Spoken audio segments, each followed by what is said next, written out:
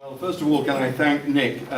He's been a great environmentalist from when the first time I think we met. We've been involved in the environment as a member of the European Environment Committee.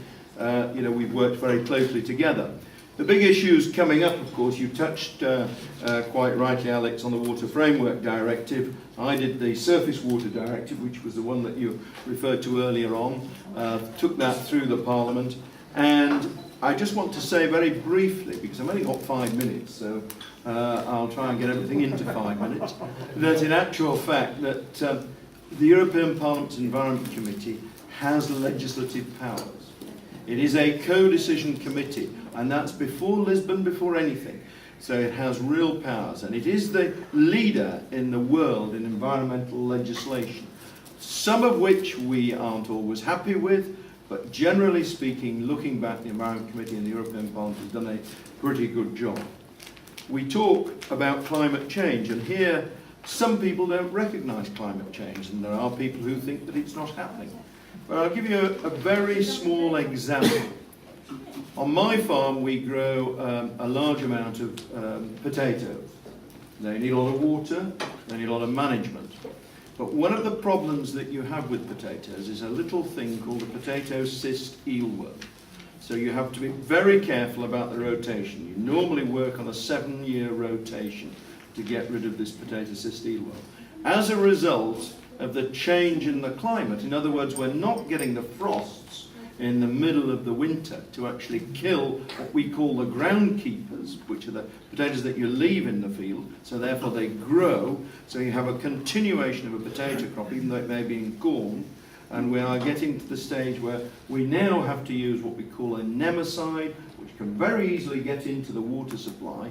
That is going to be banned within the next couple of years. We've moved on to a 10-year rotation, and we're almost certainly going to have to move on to a 12-year rotation, if that's going to be sufficient. And that's purely and simply because we're not getting the winters to kill off what we call the groundkeeper.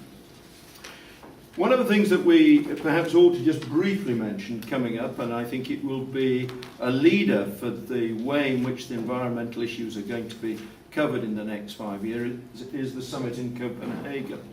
If we get Barack Obama to the table, and he does come, and I have to say, as I've worked with the Americans, often they have a habit at the last minute of pulling out of any sort of agreement that they have, then I think we shall see a real chance at moving forward with the climate and climate change bills. In the past, they've been very reluctant to look at such things as carbon tax, carbon sequestration, and that is the use of underground fissures, such as the oil wells that we've drawn all the oil out of in the North Sea to put back carbon dioxide. All these sort of issues are going to be very important, and issues that are going to come up and be involved within the Environment Committee in the European Parliament. We haven't touched, and you just briefly mentioned runoff and the concreting over of cities and roads and that sort of thing. One of the things the aggregate industry, and I'm not here to sell the aggregate industry, one of the things they have done over the years is actually move forward on issues like runoff, where they now have a product which will actually absorb the rain. If you were to look at some of the paving stones that they produce with the sand blocks or the sand between the blocks, they absorb the water and pass it through to the ground below. You were right in as much as we pulled a lot of trees and hedges out, and that has had a certain amount of effect. In fact, farmers are now moving back towards planting hedgerows, putting in grass strips at the side of their crops, so therefore that is beginning to have a great effect. The biggest problem for me on my farm, and I'm not a farm that generally suffers, or most of my farms don't suffer from flooding, is the fact that we get what we term as flash flooding. As a result of large runoff areas, heavy downpours, we have a small stream that runs through the farm, and suddenly, and it's happening more and more, in the middle of summer even occasionally, we get what we call flash flooding. And I think this is something that is indicated by climate change and the building. And it started to happen, believe it or not. We farm in Yorkshire, although my constituency is Cambridge, our main farms are in Yorkshire. And it was when they concreted over what we call the Harrogate Showground. Vast sudden amounts of water running off. thank goodness you've responded to that. I think it's a major issue. So I've discussed new products that you're producing. One of the new products, of course, that's coming through agriculture, which will have a dramatic effect in the future, will be oil crops. In other words, energy production crops. How we go down that route, whether we have to have food security first and energy crops second. But again, these are environmental issues.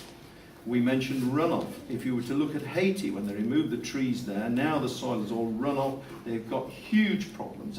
So mankind himself has played a huge part in the change in the environment.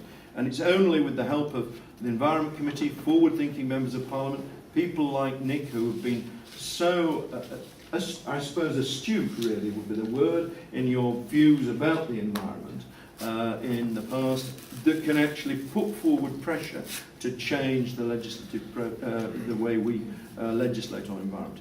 The Conservative Party has taken it to its heart. And as you quite rightly said, a couple of years ago, or even 5 years ago, 4 or 5 years ago, when we were on this meetings, that people didn't actually believe we were even interested in it. So I think there's a huge opportunity. There's a huge opportunity to try to put back some of the, repair some of the mistakes we've got. My job is also in international trade, and I work around the world, and I've seen some of the destruction and been to the areas where the rainforest is being chopped down. And of course, this is our greed for products, which again the Western world wants. And you can understand countries like Indonesia and Brazil wanting to sell the products to us. But we are now beginning to realise the effects that it's having, and hopefully, with a little bit of initiative there, we can change the whole situation in the world.